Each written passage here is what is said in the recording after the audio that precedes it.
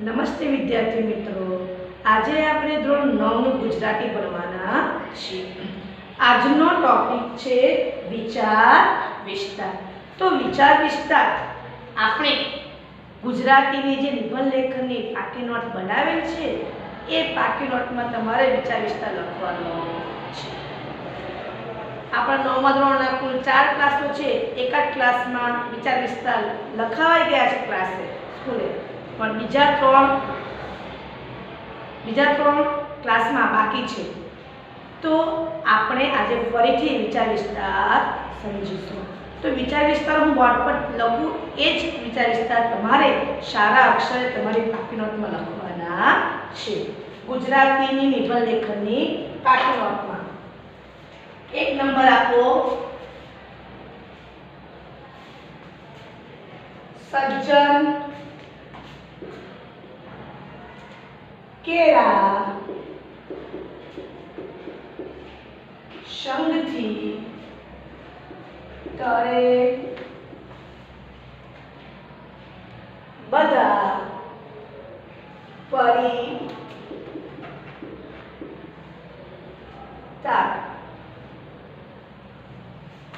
1 minute ફરી લખીશું આપણે। સજ્જન કેળા સંગથી તળે બધા પરિતા। શીલ લાખ પર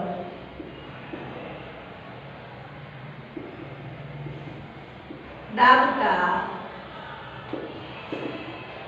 ઉત્તમ છા। હવે આપણે વિચાર વિસ્તાર સમજતા પહેલા આપણે વિચાર વિસ્તાર એટલે શું તેને થોડી સમજૂતી જોઈ લઈએ કે વિચાર વિસ્તાર સામાન્ય રીતે 3 ભાગમાં કરવામાં આવે છે કે કોઈ પણ એક વિષય હોય વિચાર વિસ્તાર, તો એ વિચાર વિસ્તારને 3 પેરેગ્રાફ પાડીને વ્યવસ્થિત એની સમજૂતી કરવાની છે કે વિચાર વિસ્તાર આવેલા જે વાક્યો છે એ વાક્યોને પરસ્પર સુસંકલિત હોવા જોઈએ। સુસંકલિત એટલે કે વિચાર વિસ્તારનો જે કંઈ પણ વિષય હોય એ વિષયને લગતું જ એની શું હોવું જોઈએ, સમજૂતી હોવી જોઈએ। વિચારો કેવા હોવા જોઈએ, સ્પષ્ટ અને તર્કબદ્ધ હોવા જોઈએ કે વિચારો જ્યારે આપણે વિચાર વિસ્તાર લખતા હોય તો નિબંધની જેમ આપણે ગમે તે શબ્દમાં લખવાના નથી, પણ વિચાર વિસ્તારમાં જે ભાષા છે એ ભાષા પણ સ્પષ્ટ હોવી જોઈએ અને એક જ વસ્તુ ફરી ફરીને કે ફેરવી ફેરવીને ન કહેવી જોઈએ।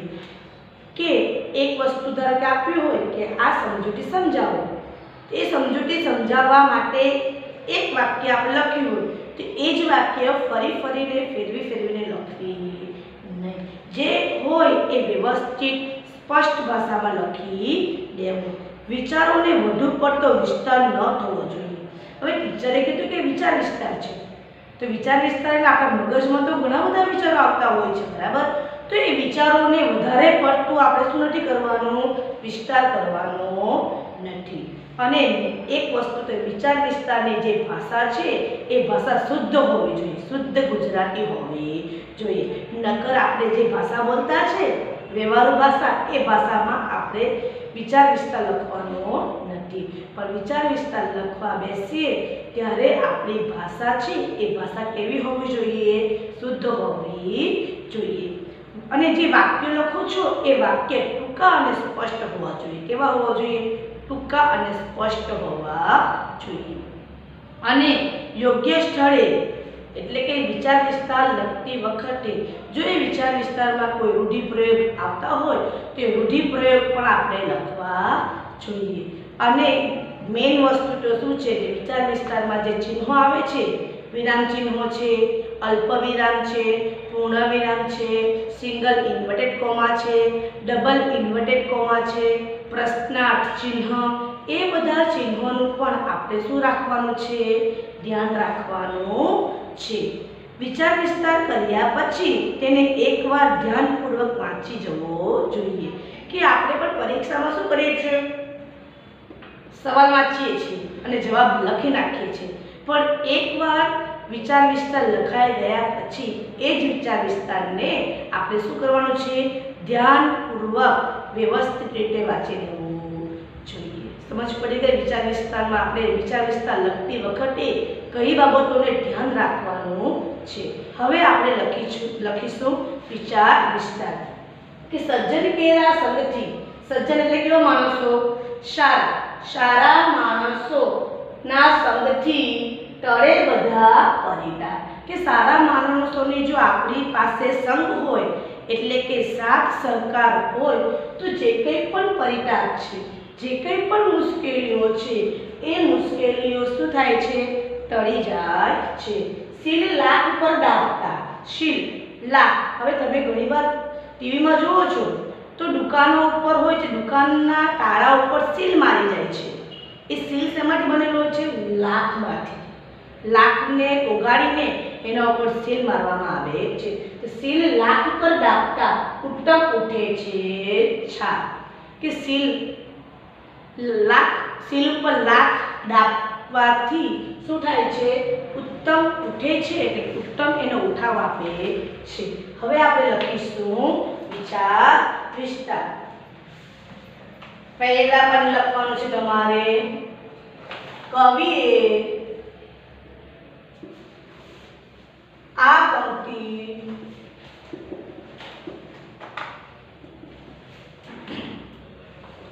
પંક્તિઓ દ્વારા કે કવિએ આ પંક્તિઓ દ્વારા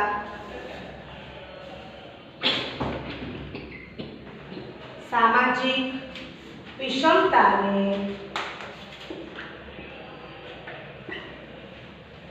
વેધકતાથી રજૂ કરી છે. સમાજમાં બધા કાયદા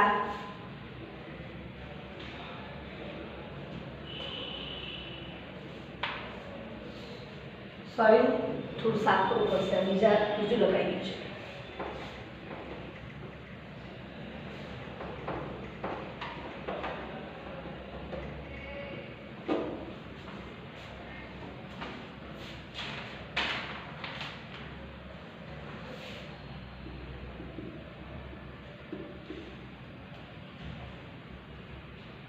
પ્રસ્તુત પંક્તિઓમાં કવિએ સજ્જનના સંગનો, સંગ એટલે શું? સાથનો મહિમા સમજાવવા માટે સીલ અને લાખનું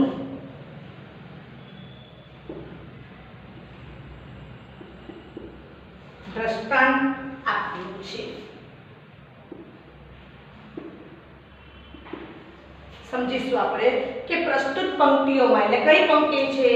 જ્યાં પહેલી પંક્તિ, જે બે પંક્તિ આપી છે કે પ્રસ્તુત પંક્તિઓમાં કવિએ સજ્જન, આપણે જોઈ ગયા સજ્જન એટલે કેવા માણસો? સદ્ગુણ અથવા તો સારા માણસો. કે પ્રસ્તુત પંક્તિઓમાં કવિએ સજ્જનના સંગ એટલે કે સાથનો મહિમા સમજાવવા માટે કયું દ્રષ્ટાંત આપ્યું છે? સીલ અને લાખનું દ્રષ્ટાંત આપ્યું છે. સીલ અને લાખના દ્રષ્ટાંત દ્વારા જ સજ્જન દ્વારા આપણને કેવો સંગ એટલે કે સાથનો મહિમા મળે છે એના માટે શીલ અને લાખનું દ્રષ્ટાંત આપ્યું છે. બીજો પેરેગ્રાફ પાડવાનું છે આપણે. કવિ કહે છે કે સજ્જનના સંગથી આપણા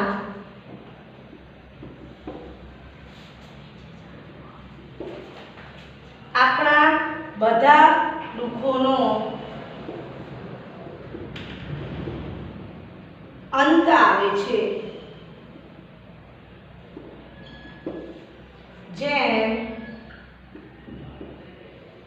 લાકને ગરમ કરીને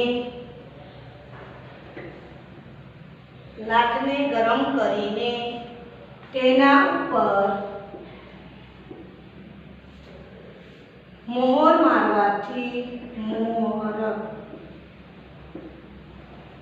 મારવાથી તેની સુંદર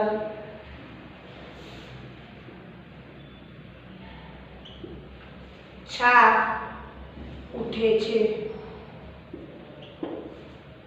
તેમ સજ્જનનો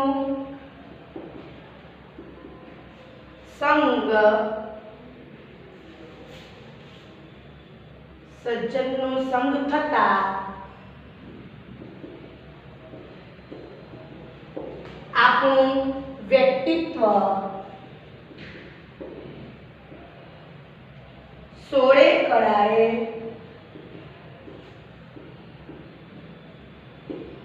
ખીલી ઉઠે છે।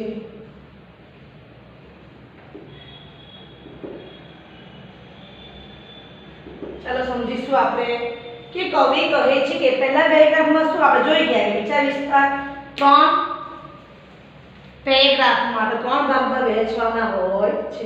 તો પહેલા પેરેગ્રાફમાં આપણે શું જોઈ ગયા કે સજ્જન માણસો છે એ સજ્જન માણસોના સંગ માટે અથવા તો એ શબ્દને સમજવા માટે આપણે શીલ અને લાખનું દ્રષ્ટાંત દ્વારા આપણે સમજવાના છીએ।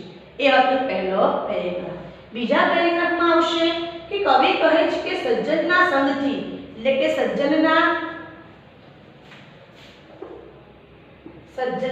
સંગથી સજ્જન માણસના સાથથી આપણા જે કંઈ પણ દુઃખો છે એ દુઃખોનો શું આવે છે અંત આવે છે। આપણે જોઈ લઈએ કે તળે બધા પરિતાપ એટલે શું દુઃખ અથવા તો જે કંઈ પણ મુશ્કેલીઓ છે એટલે શું કહે છે કવિ કહે છે કે સજ્જનના સંગથી આપણા બધા દુઃખોનો અંત આવે છે। જેમ લાકને ગરમ કરીને તેના ઉપર મોહર મારવાથી તેની સુંદર છાપ ઉઠે છે કે લાક હોય લાકને આપણે ગરમ કરીએ અને એ ગરમ કરીને જેના ઉપર આપણે મારવામાં આવે એ મોહર મારવાથી તેની જે સુંદર છાપ છે એ શું કરે છે ખીલી ઉઠે છે અથવા તો ઉપસે છે। તેમ સજ્જનનો સંગ આપણે શું જોયું કે લાકને ગરમ કરવાથી શું થાય છે કે જેના ઉપર મોહર મારવામાં આવે એ મોહર સુંદર છાપ ઉઠે છે। તે સજ્જનનો સંગ થતા આપણું વ્યક્તિત્વ કે સારા માણસોના સાથ સહકારથી આપણું વ્યક્તિત્વ કઈ કળાએ ખીલી ઉઠે છે 16 કળાએ ખીલી ઉઠે છે। હવે આવશે ત્રીજો પેરેગ્રાફ। લખો જેવો સંગ તેવો રંગ દુર્જનનો સંગ ક્યારેય લાભદાયી નીવડતો નથી। વાલીઓ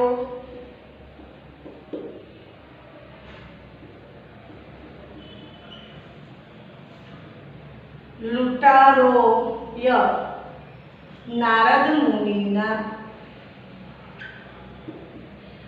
નારદ મુનિનો સંગ થવાથી વાલ્મીકી મુનિ બની ગયો હતો।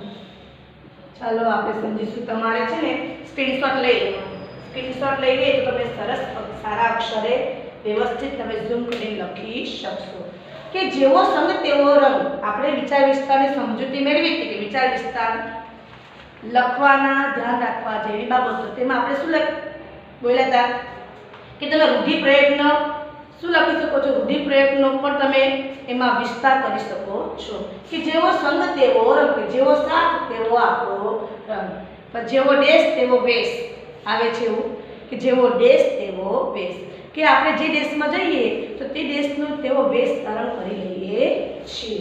કે દુર્જનનો રંગ સજ્જનનો વિરોધી શું થશે? દુર્જન. કે દુર્જનનો સંગ ક્યારે લાભદાયી નીવડતો નથી. તો કોનો સંગ લાભદાયી નીવડે છે? કોનો સંગ? સજ્જનનો. કે દુર્જન એટલે કે ખરાબ માણસનો સાથ સહકાર ક્યારે લાભદાયી નીવડતો નથી. કે ખરાબ માણસના સાથથી આપણને ક્યારે પણ લાભ થતો નથી. વાલ્યો લૂંટારે નારદ મુનિનો સંગ થવાથી વાલ્મીકી મુનિ બની ગયો હતો. કે જે વાલ્યો જે લૂંટારો હતો એ લૂંટારો ખરાબ હતો એટલે કે દુર્જન માણસ હતો કે લોકોને લૂંટી લેતો હતો. પણ એ જ્યારે એ નારદ મુનિ સજ્જન માણસ છે, એ સજ્જન માણસનો સાથ મળવાના કારણે અથવા તો સાથ મળવાથી એ શું બની જાય છે? વાલ્ય લૂંટારો વાલ્મીકી મુનિ બની ગયો હતો. અને છેલ્લો પેરેગ્રાફ આવશે, લખો સજ્જનોનો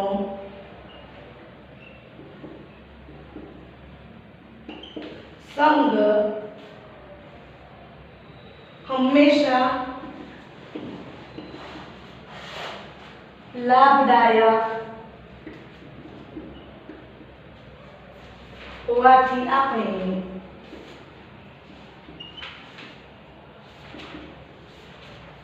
સજ્જનોનો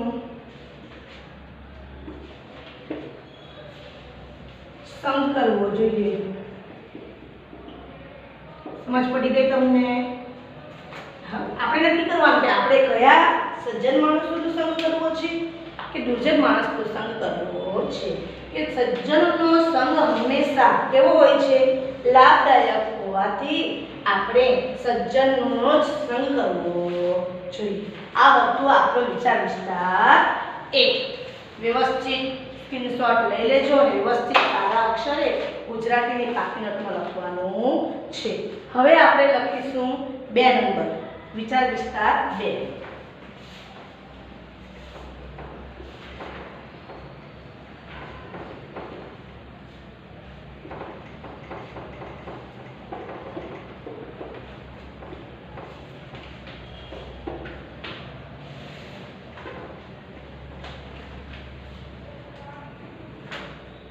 ચલો 2 નંબર આપણે લખો. રેલાય આવતી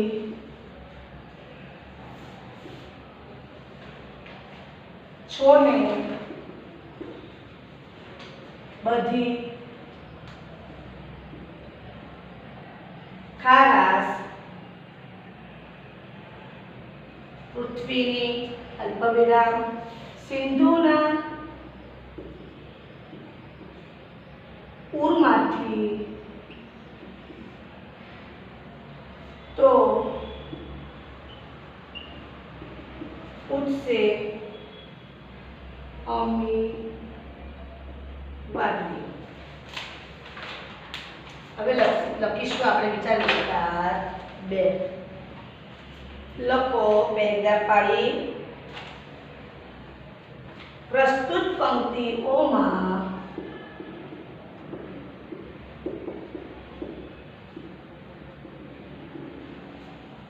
કવિએ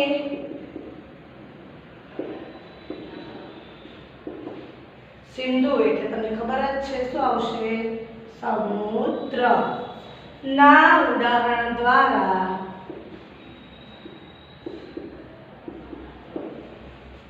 આપણને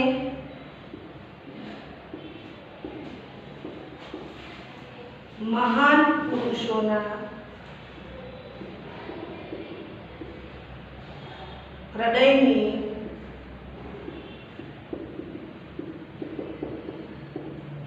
વિશાળતાના દર્શન કરાવ્યા છે.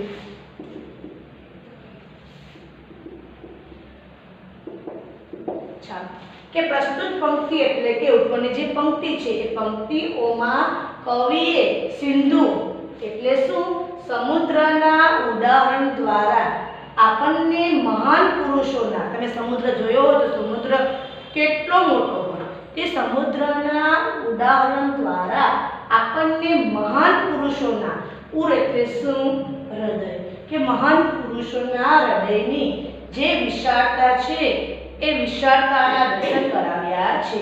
જેમ કે સમુદ્ર પણ ખૂબ જ વિશાળ હોય એ જ પ્રમાણે મહાન પુરુષોના જે હૃદય છે એ હૃદયની વિશાળતાના દર્શન કરાવ્યા છે. લોકો બીજો પેરેગ્રાફ પાડી તમે પૃથ્વી પરની ખારાશ નદીઓને માર્ગે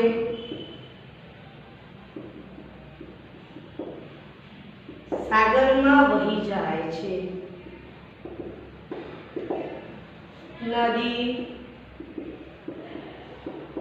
નાળા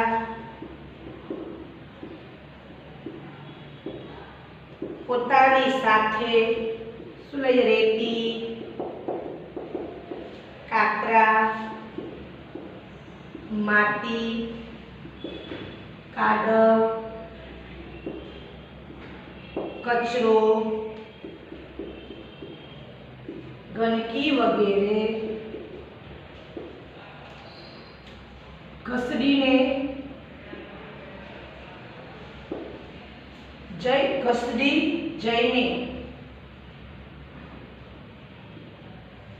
જઈને સાગરમાં ઠાલવે છે.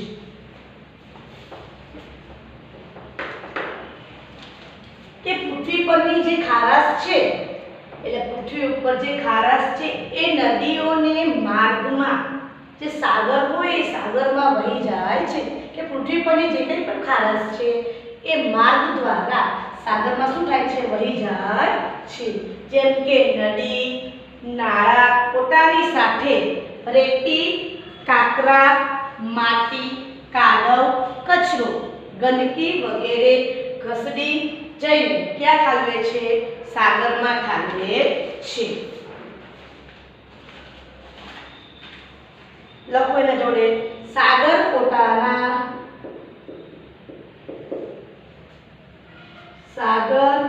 પોતાના વિશાળ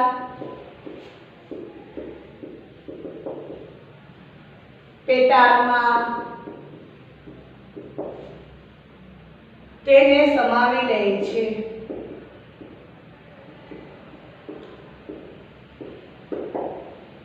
સાગરનું દિલ કેવું છે?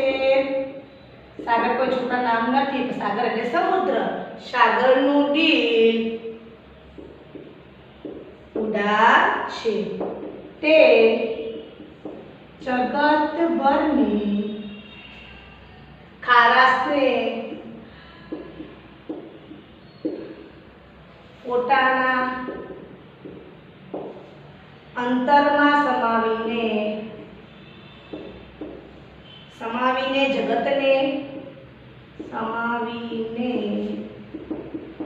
જગતને મધુર સ્વાદવાળા પાણીથી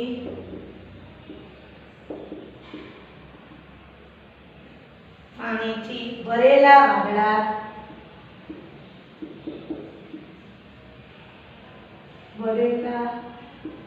પાંદડા ભેટમાં આપે છે.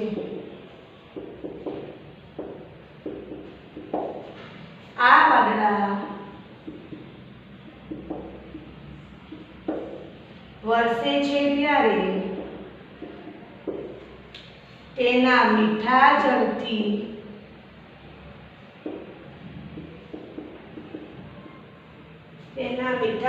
જગતની તરસ છીપે છે. કે આપણે શું જોયું કે જે કંઈ પણ નદી નાળાની સાથે જે કચરો હોય, માટી હોય, કાંકરા હોય, રેતી હોય કે ગંદકી હોય એ બધું શેમાં ઠાલવે છે? સાગરમાં. તો સાગર પોતાના વિશાળ પેટાળમાં તેને સમાવી લે છે કે વિશાળ, આપણે દરિયો કેવો છે? વિશાળ. તો એ સાગર પોતાનામાં જે કંઈ પણ કચરો છે અથવા તો જે કંઈ પણ ગંદકી છે એ ગંદકીને એમાં સમાવી લે છે. સાગરનું દિલ ઉદાર છે, ઉદાર એટલે કે મોટું છે. તે જગતભરની ખારાશને પોતાના અંતરમાં સમાવીને જગતને મધુર સ્વાદવાળા પાણીથી ભરેલા વાદળા ભેટમાં આપે છે.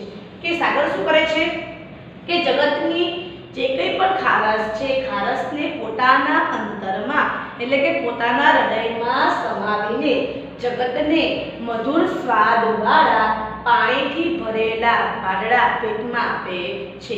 સાગર ભલે ખારો હોય, દરિયાનું પાણી ભલે ખારું હોય, પણ જે ઉપર વાદળમાંથી જે કંઈ પણ વરસાદ પડે છે એ વરસાદનું પાણી કેવું હોય છે? મીઠું સ્વાદવાળું હોય છે. આ વાદળા વરસે છે ત્યારે તેના મીઠા જળથી જગતની તરસ છીપે છે. કે જ્યારે એ વાદળા દ્વારા વરસાદ પડે છે તે વરસાદ પડવાના કારણે એના મીઠા જળથી જગતને શું છીપે છે? તરસ છીપે છે. બરાબર. આ હતા આપણા બે વિચાર વિસ્તાર.